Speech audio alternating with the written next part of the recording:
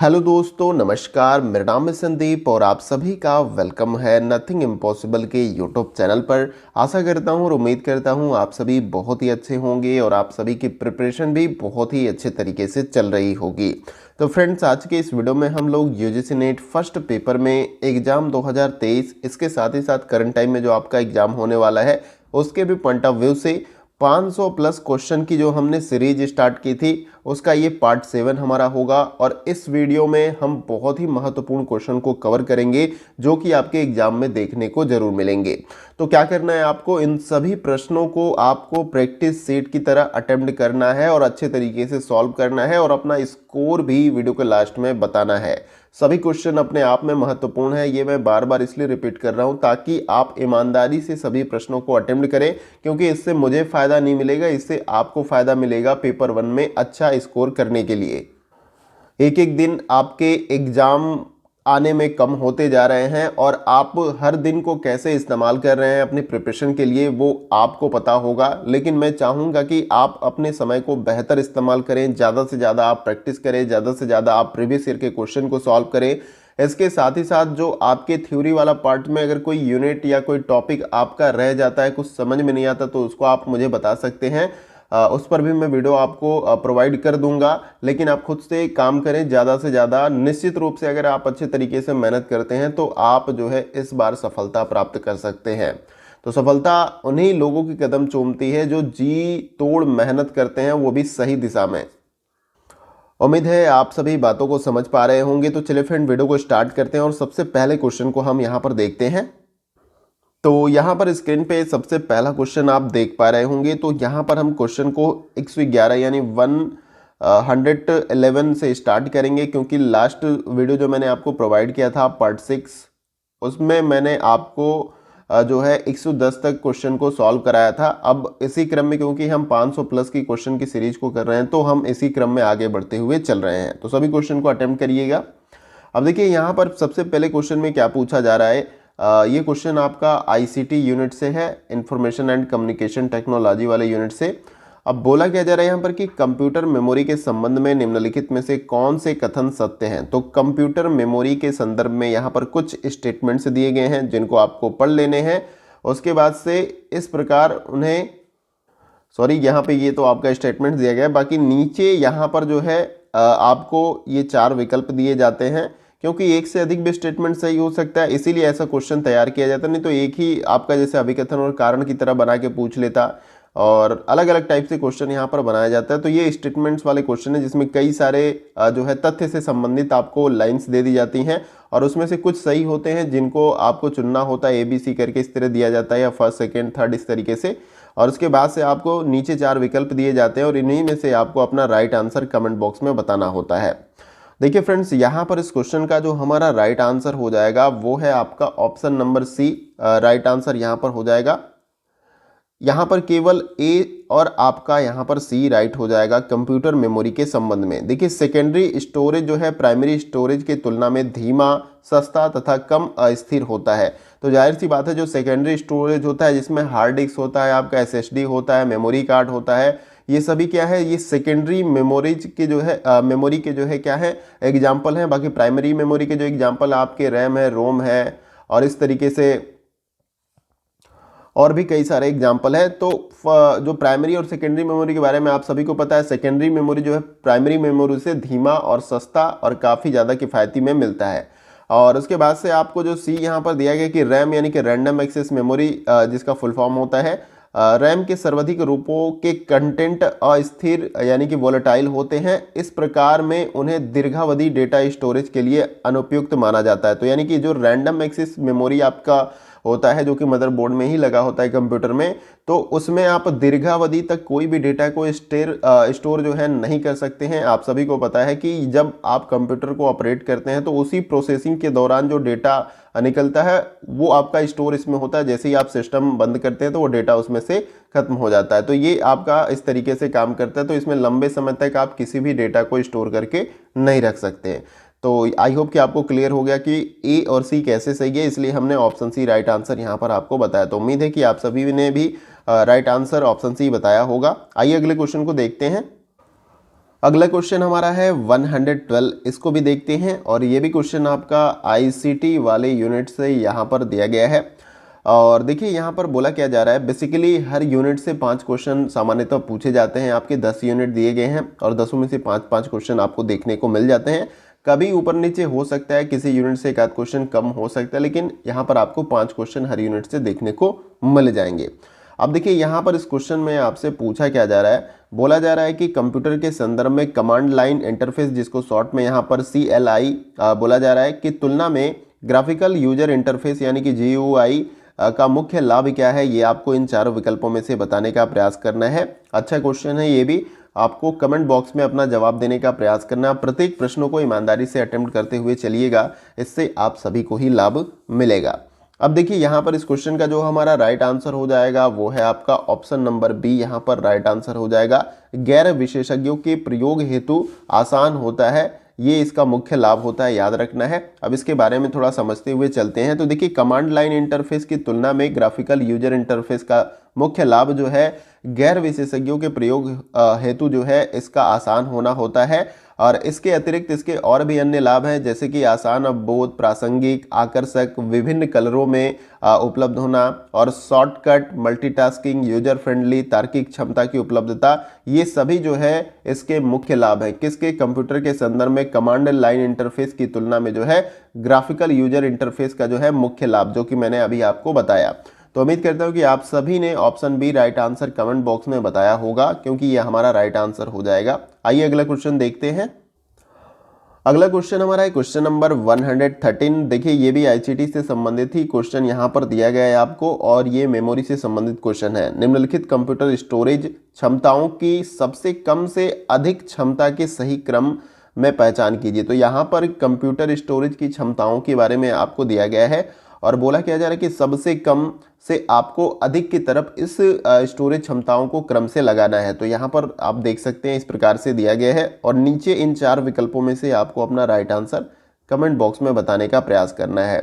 ऐसे क्वेश्चन आपको देखने को मिल जाते हैं, क्रम से लगाना है, कुछ सीक्वेंस होता है कोई कुछ तथ्य से संबंधित, और वो उसको अलग तरीके से ऑर्डर करके दे देता है और उसे कहता है क्रम से लगाइए, आगे से पीछे की तरफ या पीछे से आगे की तरफ। तो इसी तरीके से ये स्टोरेज क्षमताओं के संदर्भ में ये क्वेश्चन आपका बनाया गया है। तो वीडियो को पॉज करके इसे सॉल्व जरूर करिए। देखिए यहाँ पर जो हमारा इस क्वेश्चन का राइट आंसर होगा, यानी कि जो क्रम आपका बनेगा वो आपका क्रम हो जाएगा, सबसे पहले तो ई आपका हो जाएगा। यहाँ पर मैं यहाँ पर ऐसे नंबरिंग करते हुए जाता हूँ।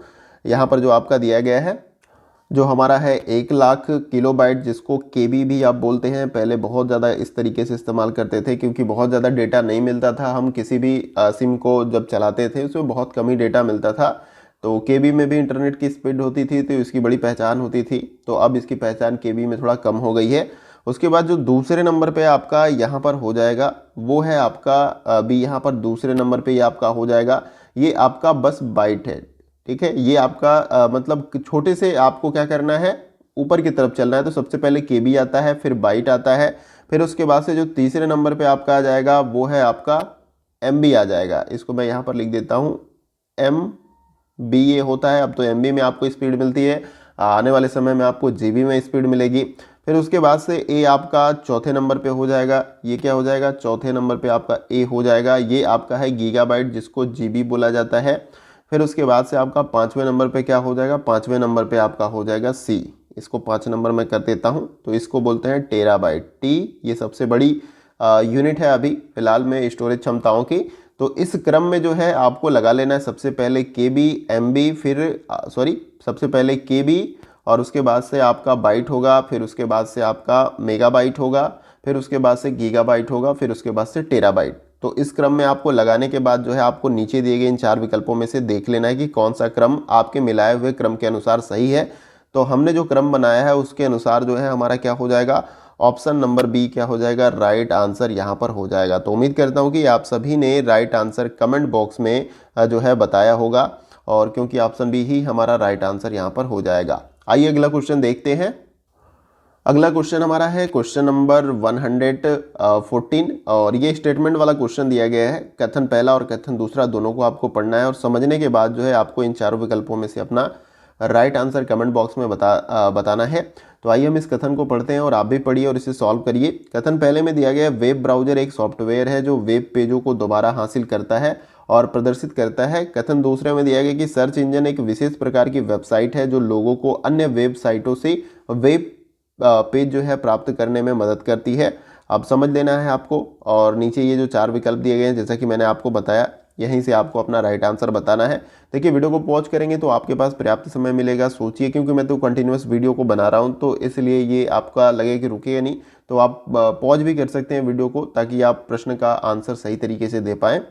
अब देखिए यहाँ पर इस क्वेश्चन का जो हमारा राइट आंसर हो जाएगा वो है आपका option number A. Right answer यहाँ पर हो जाएगा।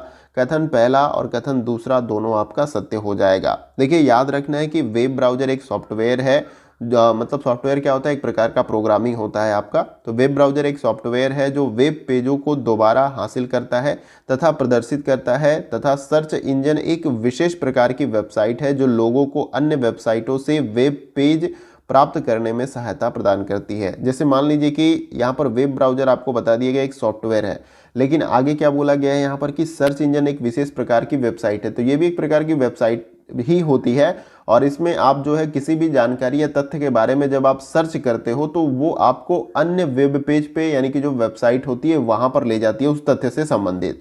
तो ये दोनों अपने आप में कथन सही है, तो इसीलिए हमारा ऑप्शन ए क्या हो जाएगा, राइट आंसर। और ये चीज़ें आप वर्तमान समय में करते हैं, ऐसा एक भी स्टेटमेंट इसमें नहीं दिया गया जिसका आप इस्तेमाल नहीं करते होंगे। वेब ब्राउजर का भी आप इस्तेमाल करते हो, चाहे मोजिला फायरफॉक्स हो, इंटरनेट एक्सप्लोरर हो, गूगल क्रोम हो, ठीक है। सर्च इंजन का भी आप इस्तेमाल करते हैं। सर्च इंजन में भी बहुत सारे, गूगल ही आपको पता, बहुत लोग गूगल पता है, बिंग है, और भी कई सारे सर्च इंजन है। तो ऐसा नहीं कि गूगल ही है, लेकिन गूगल ज़्यादा पॉपुलर है इसलिए गूगल का नाम सबको पता है। अभी उसको छोड़कर पूछा जाए कि और भी कितने सर्च इंजन है तो बहुत कम ही लोग बता पाएंगे। ऐसा नहीं कि बता नहीं पाएंगे, लेकिन बहुत कम लोग बता पाएंगे।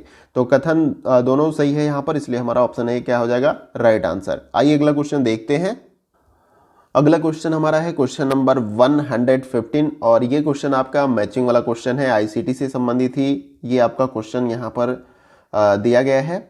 अब देखिए एक तरफ दिया गया है कंप्यूटर के घटक के बारे में, दूसरी सूची में दिया गया है उसके विवरण के बारे में। तो इसको आपको क्या करना है, मैच करना है, देन उसके बाद से अपना राइट आंसर कमेंट बॉक्स में बताना है। नीचे कोड भी दिया गया है आपको, जो आपका सही आंसर बनता है उसे आप कमेंट बॉक्स में जरूर बताएं। तो आइए हम इसे मैच करते हैं। देखिए सबसे पहले यहाँ पर क्या दिया गया है, HDD दिया गया है, तो ये किसके साथ आपका मैच हो जाएगा, तो ये आपका मैच हो जाएगा पहले के साथ ही, यहाँ पर क्या हो जाएगा, मैच हो जाएगा, सॉरी पहले के साथ नहीं, ये आपका तीसरे के साथ मैच हो जाएगा। क्योंकि HDD जो है थोड़ा सा कन्फ्यूजन हो गया, तो ये आपका होता है हार्ड डिस्क ड्राइव, जो है इसका फुल फॉर्म होता है। तो ये आपका मेमोरी का एक प्रकार होता है, तो ये एक बाह्य मेमोरी होता है, यानी कि एक्सटर्नल होता है।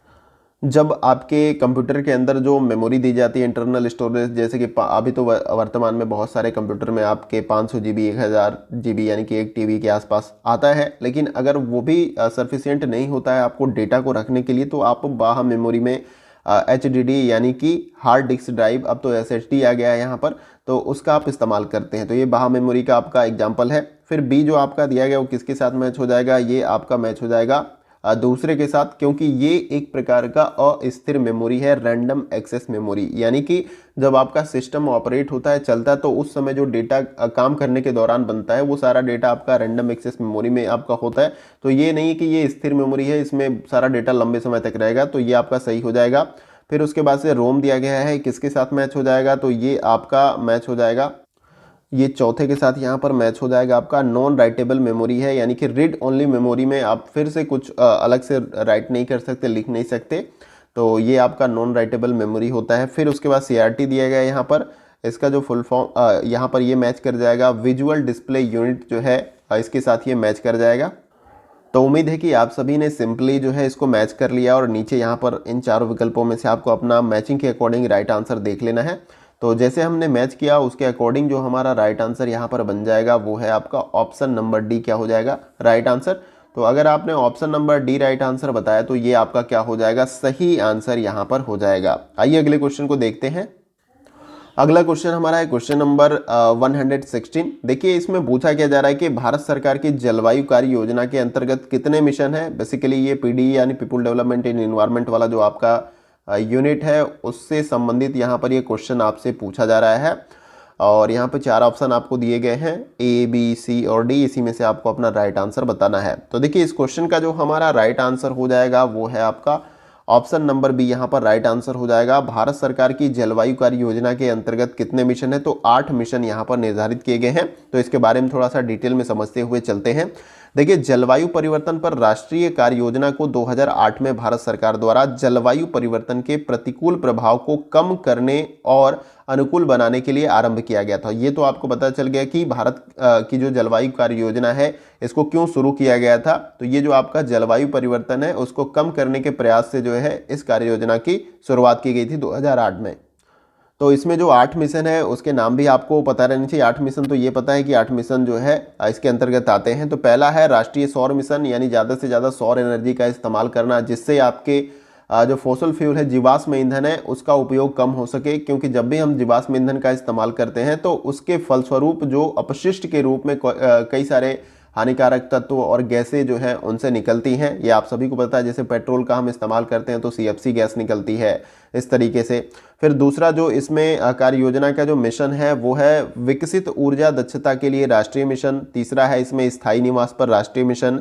राष्ट्रीय जल मिशन निर्धारित किया गया है। सुस्थिर हिमालयी पारिस्थितिकी तंत्र हेतु राष्ट्रीय मिशन और हरित भारत हेतु राष्ट्रीय मिशन है। सतत कृषि हेतु राष्ट्रीय मिशन निर्धारित किया गया है और जलवायु परिवर्तन हेतु रणनीतिक ज्ञान पर राष्ट्रीय मिशन। तो ये कुछ 8 जो है मिशन जो है क्या किए गए हैं, निर्धारित किए गए हैं भारत सरकार की जलवायु कार्य योजना के अंतर्गत। तो इसे आपको याद रखना है। तो ऑप्शन बी यहाँ पर हमारा राइट आंसर हो जाएगा। आइए अगला क्वेश्चन देखते हैं।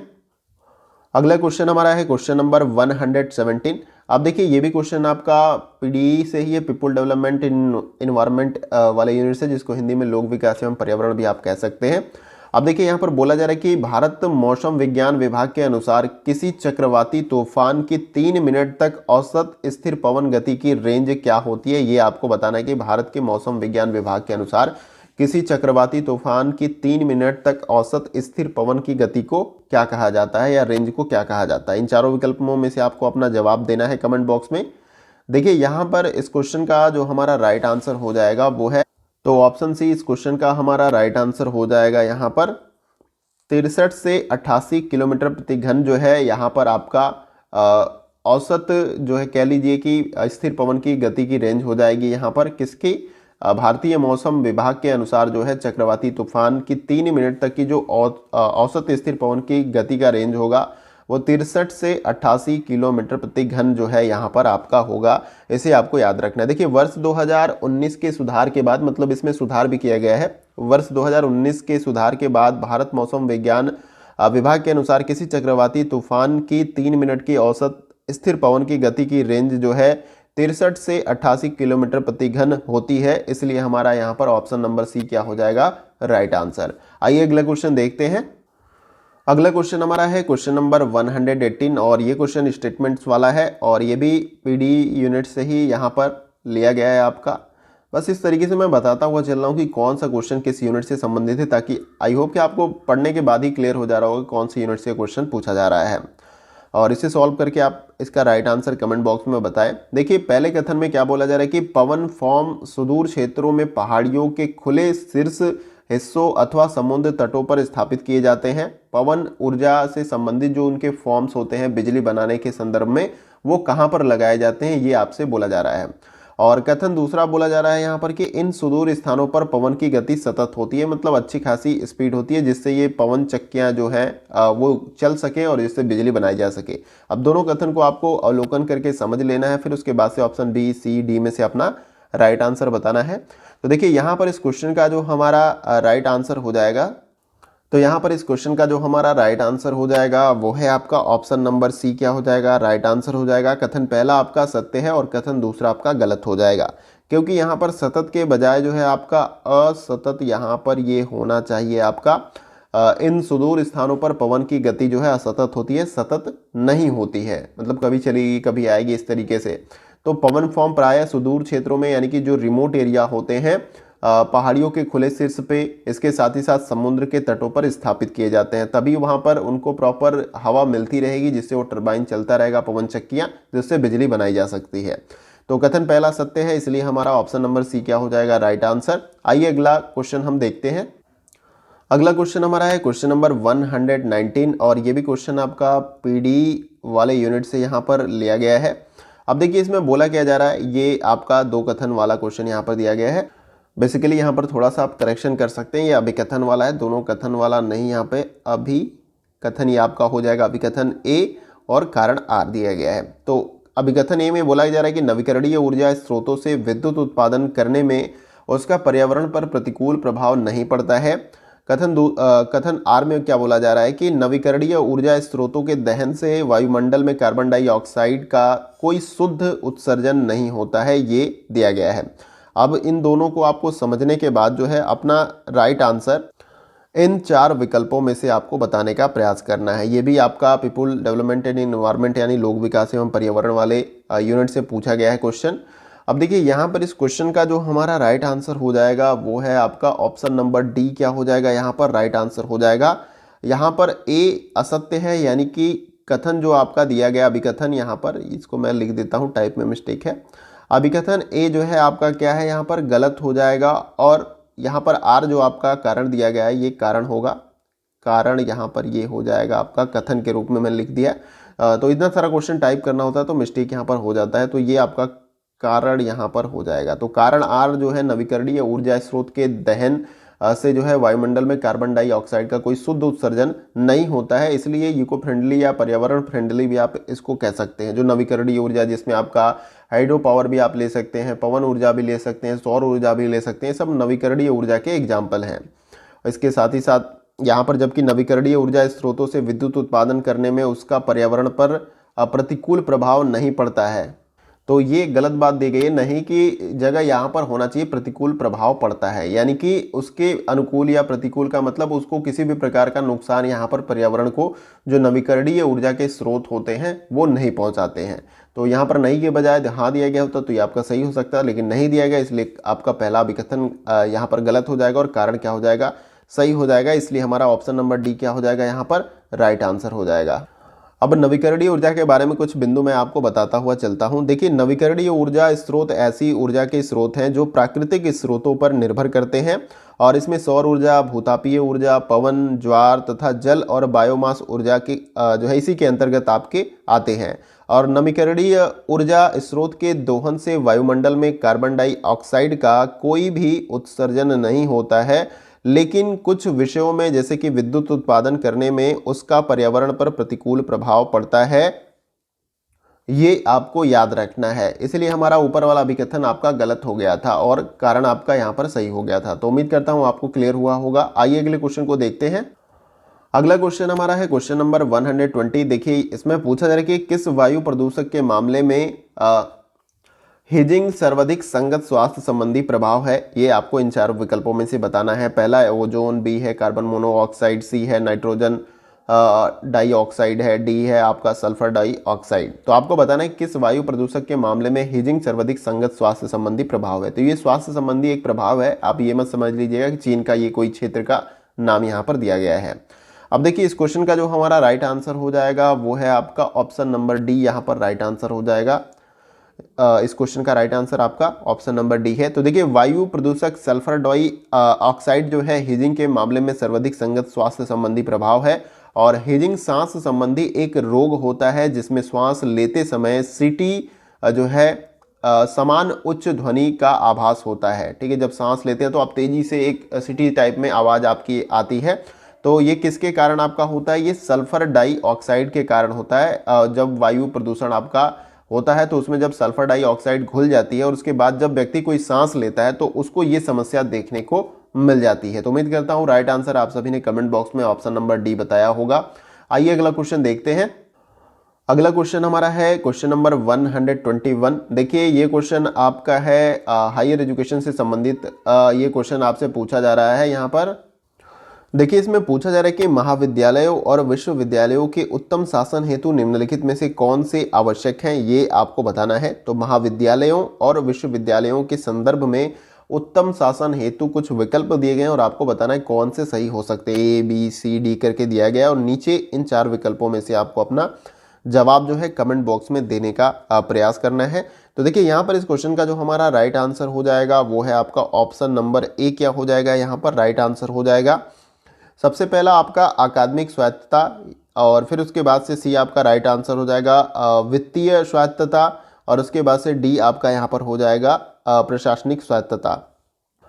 तो उम्मीद है कि आप सभी ने इस क्वेश्चन का right answer option number A बताया होगा। बेसिकली क्वेश्चन में पूछा गया था महाविद्यालयों और विश्वविद्यालयों में उत्तम शासन हेतु क्या जरूरी है, तो अकादमिक स्वायत्तता अपने हिसाब से करिकुलम पाठ्यक्रम के बारे में ये बात की जा रही है, और वित्तीय स्वायत्तता आर्थिक आज़ादी हो, प्रशासनिक स्वायत्तता काम करने की जो है आज़ादी हो। तो इस तरीके से ये आपका ए ऑप्शन क्या हो जाएगा, आपका राइट आंसर हो जाएगा। आइए अगला क्वेश्चन देखते हैं।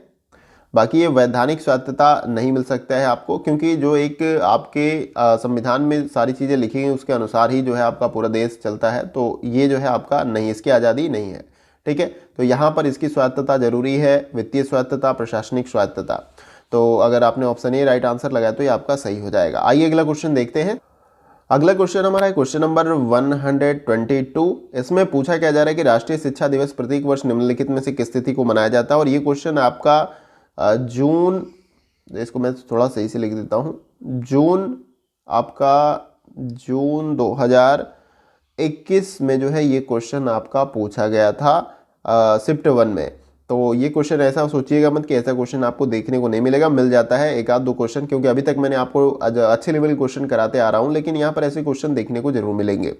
तो राष्ट्रीय शिक्षा दिवस प्रत्येक वर्ष निम्नलिखित में से किस तिथि को मनाया जाता है, इन चारों में से आपको बताना है। तो इसका जो हमारा राइट आंसर हो जाएगा वो है आपका ऑप्शन नंबर सी, क्या हो जाएगा राइट आंसर। राष्ट्रीय शिक्षा दिवस प्रत्येक वर्ष 11 नवंबर को मनाया जाता है, और इस दिन भारत के पहले शिक्षा मंत्री अबुल कलाम आजाद का जन्म हुआ था। तो इसी उपलक्ष्य में आप कह सकते हैं कि आपका 11 नवंबर को राष्ट्रीय शिक्षा दिवस जो है प्रत्येक वर्ष मनाया जाता है। आइए अगला क्वेश्चन देखते हैं। अगला क्वेश्चन हमारा है क्वेश्चन नंबर 123, और ये भी क्वेश्चन आपका मैचिंग वाला है। विभिन्न प्रकार की शिक्षा और उनकी विशेषताओं का मिलान करना है। सूची 1 में विभिन्न प्रकार की शिक्षा, सूची 2 में उनकी विशेषताएं दी गई हैं, और नीचे कोड दिया गया इन 4 विकल्प का। इसी में से आपको अपना राइट आंसर कमेंट बॉक्स में बताना है। तो सिंपली वीडियो को पॉज करके इसे जरूर मिलाने का प्रयास करें। अब देखिए हम इसे मैच करते हैं। सबसे पहले आपका यहाँ पर क्या दिया गया है, वो दिया गया है आपका वैदिक शिक्षा, तो ये किसके साथ मैच हो जाएगा, ये आपका दूसरे के साथ मैच हो जाएगा। ज्ञान और अनुभव को समृद्ध बनाना, ये जो है वैदिक शिक्षा की विशेषता थी। इसके साथ ही साथ उत्तर वैदिक शिक्षा, ये किसके साथ आपका मैच हो जाएगा, तो ये आपका तीसरे के साथ मैच हो जाएगा। वास्तविक ज्ञान, मिथ्यताओं का निवारण जो है आपका उत्तर वैदिक शिक्षा की विशेषता है। फिर ब्राह्मणिक शिक्षा, ये किसके साथ मैच हो जाएगा, तो ये आपका यहाँ पर चौथे के साथ मैच हो जाएगा। चरित्र निर्माण और आत्मा सिद्धि पर बल दिया जाता था। बेसिकली जो ब्राह्मणिक शिक्षा थी आपकी, वेदों का ज्ञान और भी जितने भी हैं चीज़ें, उन सब चीज़ों के बारे में। फिर उसके बाद से बौद्ध शिक्षा प्रणाली किसके साथ मैच हो जाएगा, ये आपका पहले के साथ। समानता गुरु शिष्य संबंध का आधार था, इसकी मुख्य विशेषता जो बौद्ध शिक्षा प्रणाली थी। तो सिंपली आपको इस तरीके से क्या करना था, मैच कर लेना था, और उसके बाद नीचे दिए गए इन 4 विकल्पों में से अपना राइट आंसर आपको बताना था। तो जैसे हमने मैच किया उसके अकॉर्डिंग जो हमारा राइट आंसर यहाँ पर बन जाएगा वो है आपका ऑप्शन नंबर डी, क्या हो जाएगा यहाँ पर राइट आंसर। अगर आपने option number D right answer बताया है तो ये आपका सही आंसर हो जाएगा। आइए अगला क्वेश्चन देखते हैं। अगला क्वेश्चन हमारा है क्वेश्चन नंबर 124, और देखिए इसमें पूछा जा रहा है, ये भी आपका हायर एजुकेशन से संबंधित ही क्वेश्चन है। भारत का भाग्य उसकी कक्षाओं में निर्मित हो रहा है, यह कथन निम्नलिखित में से किसमें कहा गया है, ये आपको बताना है। इन चारों विकल्पों में से क्या विद्यालय शिक्षा आयोग 1948 के द्वारा कहा गया है, या शिक्षा आयोग के द्वारा कहा गया, राष्ट्रीय शिक्षा नीति के द्वारा, या राष्ट्रीय ज्ञान आयोग के द्वारा। अब देखिए इस क्वेश्चन का जो हमारा राइट आंसर हो जाएगा वो है आपका ऑप्शन नंबर बी, यहाँ पर राइट आंसर हो जाएगा। शिक्षा आयोग 1964 के अनुसार बोला गया कि भारत का भाग्य उसकी कक्षाओं में निर्मित हो रहा है। अब देखिए याद रखना है कि भारत का भाग्य उनकी कक्षाओं में निर्मित हो रहा है, ये कथन जो है आपका कोठारी आयोग या शिक्षा आयोग 1964 से 66 ईस्वी में जो है दिया गया था। याद रखना है आपको। तो कुछ बिंदु थे जैसे कि मैंने बताया कि भारत का भाग्य उनकी कक्षाओं में निर्मित हो रहा है नामक कथन जो है कोठारी आयोग या शिक्षा आयोग 1964 और 66 ईस्वी के द्वारा कहा गया था। इस बात को आपको याद रहना है, 2 बार मैंने रिपीट किया ताकि आपको याद हो जाए। तो ऑप्शन बी यहाँ पर हमारा राइट आंसर हो जाएगा इस क्वेश्चन का। आइए अगला क्वेश्चन देखते हैं। अगला क्वेश्चन हमारा है क्वेश्चन नंबर 125, और ये क्वेश्चन आपका NEP से लिया गया है। देखिए NEP यानी नेशनल एजुकेशन पॉलिसी के थ्रू जो है आपको क्वेश्चन देखने को मिलेगा। हायर एजुकेशन से यूनिट में पूछ लिया जाए या टीचिंग एप्टीट्यूड वाले यूनिट से रिलेट करके पूछ लिया जाए, लेकिन नेशनल एजुकेशन पॉलिसी से संबंधित आपको क्वेश्चन पूछा जाएगा, क्योंकि ये काफ़ी ज़्यादा ट्रेंडिंग में आपका चल रहा है। अब देखिए बोला क्या जा रहा है कि NEP 2020 द्वारा यथा प्रस्तावित स्कूली शिक्षा का नया पाठ्यक्रम और शैक्षणिक संरचना क्या है, ये आपको बताना है। जो ढांचा आपका चल रहा है, जैसे 10+2+3 इस तरीके का ढांचा अभी पीछे चल रहा था, अब इसको चेंज किया जा रहा है नेशनल एजुकेशन पॉलिसी के थ्रू। तो ऑप्शन ए सही होगा, बी सही होगा, सी सही होगा या डी सही होगा, ये आपको कमेंट बॉक्स में बताने का प्रयास करना है। देखिए यहाँ पर इस क्वेश्चन का जो हमारा राइट आंसर हो जाएगा वो है आपका ऑप्शन नंबर बी, यहाँ पर राइट आंसर हो जाएगा। 5+3+3+4 का यहाँ पर आपका ये ढांचा चल रहा है। अब देखिए इसको मैं एक्सप्लेन कर दे रहा हूँ। बच्चे का जो पहला 5 साल होगा, जन्म के पहले 5 साल, तो उसमें जो है बच्चा जो है, सॉरी जन्म का नहीं, यानी कि जो शुरू के 5 साल होंगे जो एजुकेशन से संबंधित हैं, तो उसमें से 3 साल जो है बच्चा क्या करेगा, जो आंगनबाड़ी या प्री स्कूल्स होते हैं उसमें जो है जाकर वो लर्न करेगा, चीज़ों को सीखेगा। आप देखे होंगे ग्रामीण क्षेत्रों में अलग अलग या हर जगह जो है एक छोटे से ऐसे केंद्र होते हैं जहाँ पर छोटे छोटे बच्चे जाते हैं और चीज़ों को वो लर्न करते हैं, सीखते हैं। वहाँ पर उनको खाने पीने छोटी चीज़ें ऐसे मिलती रहती है। तो ये 3 साल जो है वो अपने प्री स्कूल यानी आंगनबाड़ी में जाकर जो है सीखेगा। और इस समय इस बच्चे की एज क्या होगी, 3 से 6 साल का ये बच्चा होगा, ये याद रखना है। फिर इसके बाद जो है 2 साल जो है आपका यहाँ पर क्लास 1-2 में, 2 साल जो है बच्चा क्लास 1 से लेके 2 में जो है पढ़ेगा। यहाँ पर ये पहला 5 साल का जो ढांचा है ये मैं आपको बता रहा हूँ।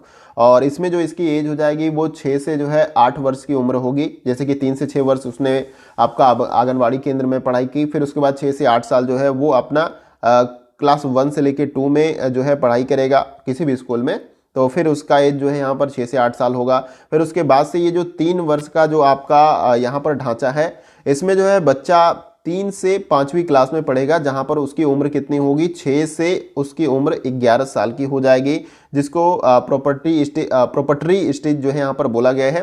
फिर उसके बाद से आगे जो है यहाँ पर जो 11 से लेके 14 साल का जब बच्चा होगा तो वो क्लास 6 से लेके 8 में पढ़ेगा। फिर 3 साल का ये ढांचा आपका बन जाएगा, ये याद रखना है। तो उसकी उम्र उसमें कितना हो जाएगी, 11 से लेके 14 साल। फिर 14 से लेके 18 साल में बच्चा 9 से लेके 12 तक पढ़ेगा, 4 साल का। तो ये जो है कुछ आपका ढांचा है, शैक्षणिक ढांचा नेशनल एजुकेशन पॉलिसी के थ्रू। उम्मीद है आपको समझ में आ रहा होगा, और नहीं तो मैं प्रयास करूंगा कि इस पे आपको एक वीडियो प्रोवाइड कर दूं छोटा सा, जिसमें नेशनल एजुकेशन पॉलिसी के बारे में डिटेल में आपको बता दूं। वैसे तो जो PDF रिलीज की गई है वो कई पेजों की है, बहुत सारी, आप पढ़ते रह जाओगे और कंफ्यूज भी हो जाओगे, आपको क्लियर भी नहीं होगा। लेकिन उसका जो मर्म है, जो मेन कंटेंट है, वो मैं निकाल कर जो है आपको बताने का प्रयास करूंगा। तो ऑप्शन बी यहाँ पर हमारा राइट आंसर हो जाएगा। आइए अगला क्वेश्चन देखते हैं। तो दोस्तों यहाँ पर हमारा आज के वीडियो का सेशन कंप्लीट होता है, और इस वीडियो में हमने 15 क्वेश्चन जो है कवर किए हैं। 5 क्वेश्चन मैं और आपको करा था, लेकिन मैंने क्वेश्चन को टाइप तो किया है। रीडिंग कॉम्प्रिहेंशन का क्वेश्चन है, जैसा कि आप जानते हैं 5 क्वेश्चन उससे भी संबंधित पूछा जाता है, लेकिन जो उसका पैराग्राफ है, गद्यांश, मैंने उसको उसमें टाइप ही नहीं किया। जैसे कि आपने देखा होगा जो मैं सॉल्व कराता हूँ रीडिंग कॉम्प्रिहेंशन का, उसके बगल में ही आपको पूरा गद्यांश दिख जाता है, तो उसको टाइप करना होता है। तो मैं लग रहा है भूल गया था, टाइप नहीं हो पाया, और मैंने जो क्वेश्चन इस प्रकार से दिया जाता और यहाँ पर जो मुझे गद्यांश लगाना चाहिए था वो मैं नहीं लगा पाया हूँ, तो इसलिए वो 5 क्वेश्चन आपके रह जाते हैं। लेकिन वो 5 क्वेश्चन मैं नेक्स्ट जो वीडियो आपको प्रोवाइड करूँगा उसमें जो है कवर करा दूंगा। बस निश्चिंत रहिए कि जो 500 प्लस क्वेश्चन के बारे में मैंने आपको बोला है वो आपको मैं निश्चित रूप से कंप्लीट करा दूंगा, और ये सीरीज निश्चित रूप से आपको ज़्यादा से ज़्यादा आपके एग्जाम में हेल्प करेगी। तो वीडियो का सेशन कैसा रहा आप कमेंट बॉक्स में लिखकर जरूर बताइएगा। वीडियो कहीं से भी अच्छा लगे तो आप लाइक करके जो है हमें अप्रिसिएट और हमारा उत्साहवर्धन कर सकते हैं। इसे शेयर करिए ज़रूरतमंद दोस्तों के साथ, ताकि उनको भी ज़्यादा से ज़्यादा यहाँ पर हेल्प मिल सके।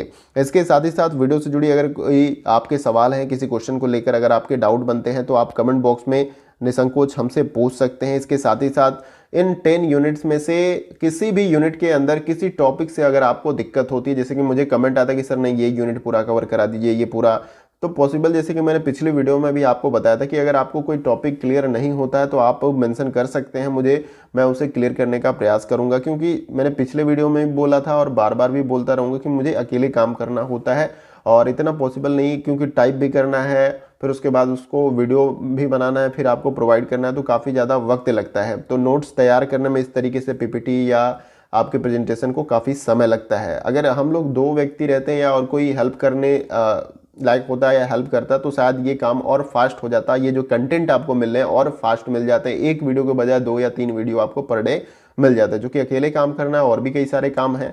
तो इसलिए ये पॉसिबल नहीं हो पाता है। लेकिन आप कमेंट करके बोलते हैं तो मैं समझ सकता हूँ आपकी भावनाओं को, लेकिन थोड़ी सी दिक्कत यहाँ पर हो जाती है। अब देखिए यहाँ पर आपको क्या करना है, कमेंट करके बताना है। जैसे कि मैंने अभी बोला, वीडियो से रिलेटेड अगर कोई क्वेरी है, क्वेश्चन से रिलेटेड कोई क्वेरी है, या फिर आपका एग्जाम से रिलेटेड कोई प्रश्न है। इसके साथ ही साथ जैसे मैंने बोला 10 यूनिट में से किसी यूनिट के कोई टॉपिक से आपको दिक्कत है, तो उस टॉपिक को कराना आसान है, क्योंकि पूरा टॉपिक नहीं है, कोई एक टॉपिक है, इसलिए उस पर कंटेंट तैयार करके वीडियो में आपको प्रोवाइड कर दूंगा। लेकिन लंबा पूरा सिलेबस कवर करना अकेले, वो भी तो उसके लिए समय लगता है, क्योंकि इसमें कॉन्सेप्चुअल बातें हैं। ऐसा नहीं कि ये कोई फिलोसफिकल या इस तरीके से बातें हो रही हैं कि समझ आधारित प्रश्न है, इसमें कॉन्सेप्ट है, तथ्य आधारित प्रश्न है, इसलिए समय लगता है। तो आप बता सकते हैं। बाकी लाइक शेयर करके हमें सपोर्ट जरूर करिए, क्योंकि बहुत सारा वक्त लगता है कंटेंट को तैयार करने में। और चैनल पे अगर आप नए हैं, चैनल को सब्सक्राइब करिए, और उसके बगल में जो बेल आइकन का बटन होता है उसको आपको क्या करना है, प्रेस कर लेना है। ऐसे ही इंपॉर्टेंट वीडियो की नोटिफिकेशन को पाने के लिए, चाहे एग्जाम रिलेटेड अपडेट हो, हायर एजुकेशन से संबंधित अपडेट, ये सारी अपडेट्स को अगर आप चाहते हैं, और निश्चित रूप से अगर आप नए व्यूअर हैं, चैनल पर आए तो सब्सक्राइब करें। निश्चित रूप से आपको इस चैनल से हेल्प मिलेगी आपके तैयारी में, या आप कुछ भी अदर भी कर रहे हैं तो भी आपको ज़्यादा से ज़्यादा हेल्प यहाँ से मिलेगी। तो आज की वीडियो में बस इतना ही, फिर मिलते हैं अगली वीडियो में कुछ और इंपॉर्टेंट क्वेश्चन के साथ। तब तक के लिए जय हिंद।